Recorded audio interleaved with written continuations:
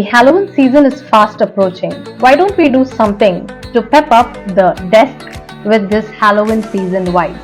Hello everybody, this is Irene Edwin, crochet tutor and fiber artist, speaking to you all from Ganga Acrowools channel.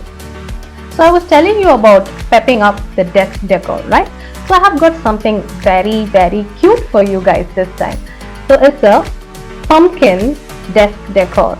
I have paired it up with beautiful yarns from Ganga Acrowools. They have wonderful ombre shades. If you're watching this video for the first time, please do consider subscribing to our channel and press the bell icon so that you will be notified with our every new videos. Also, when you make amazing stuffs with these yarns and patterns, please do post it on social media with the hashtag YTGanga. We would love to see your creations. So without much talking, let's quickly get into video and see how we can make this easy, quick pumpkin desk decor. First things first, let's see the materials that are required. We need a crochet hook. I have taken a tulip 3mm crochet hook, a scissors or a yarn cutter, tapestry needle and a cinnamon stick to insert into the pumpkin. Also we need some fiber fill to stuff for the pumpkin, and yes, a gorgeous Ganga Acrowools crypto yarns in beautiful ombre shades, and I am choosing this shade for this particular video, and the shade number is PPT1416. So without any further delay, let's quickly start making this Halloween season pumpkin desk decor. I'm going to do a smaller pumpkin, not big as this one. So I'm just quickly going to make a slip knot and 20 foundation chains. If you want a bigger pumpkin, you can do as many foundation chains as you want. I have completed 20 foundation chains. Now we are going to do half double crochets. For half double crochets, we are going to skip the first 2 chains and then we are going to start from the third chain. For making a half double crochet, you will have to do a yarn over and then insert into the third chain, pull the working yarn out. You will have 3 loops on your hook. After having 3 loops, now rotate, grab, pull through all the 3 loops at a time. Now let me do one more time. Yarn over, insert, pull the working yarn out. You should have 3 loops. Now rotate, grab, pull through all the 3 loops at a time. So you should have 18 half double crochets because we did 20 foundation chains. Continue doing this and I will meet you by the end of row 1.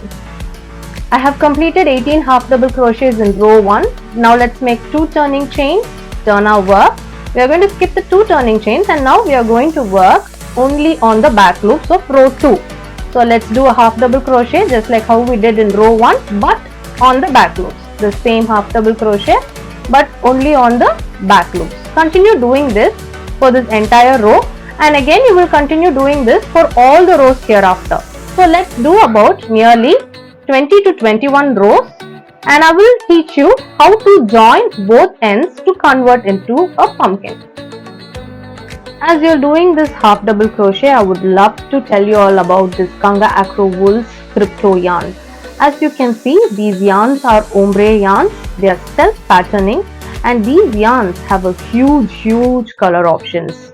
And these yarns are 100 grams, 100% acrylic and they fall into size 3 lightweight category yarns.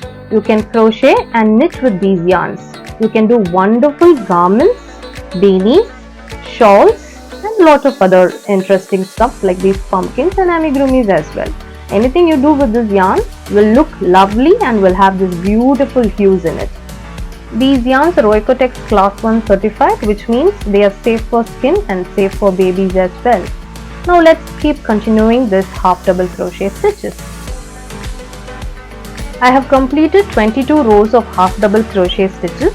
Now we are going to join them to make slip stitches on both corners. Join them together with the both ends and let's make slip stitches only on the back loops. So I'm inserting into the back loop, pulling the working yarn out through both the panels and I'm making a slip stitch. Now let me do one more time. Insert into the back loop of both the panels, pull the working yarn out entirely and that's how you make a slip stitch. Continue doing this until you reach the end and I'll let you know what to do next. I've made my last slip stitch and this is how it looks. Now let's make a chain one and finish this work off. Leave a long tail end before you can cut because we are going to use this for weaving. Pull it out of the hook. Now let's take your tapestry needle, insert the long tail end inside your tapestry needle. Now let's start weaving the ends. Pick up one end where you have finished. Now insert your hook from front and then from back to front. Again from front inside the back and then from back to front. You just have to do this in this particular motion and bring the needle out of the work. Once it is out, again you're going to continue doing the same from inserting your needles front to back and from back to front. So this will create the drawstring effect when you shrink the topmost part of the pumpkin. Continue doing this until you reach from where you started, and I will show you how to shrink your work.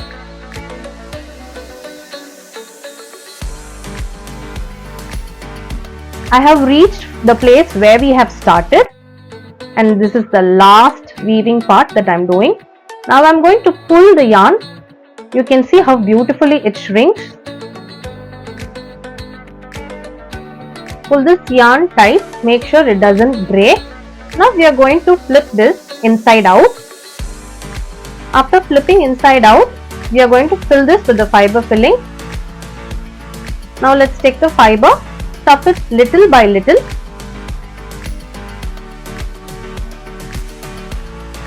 Once you see it is sufficient, we can close the other end just like how we did for the previous end. Take your tapestry needle that is already connected to the yarn. Now let's start weaving front to back and back to front.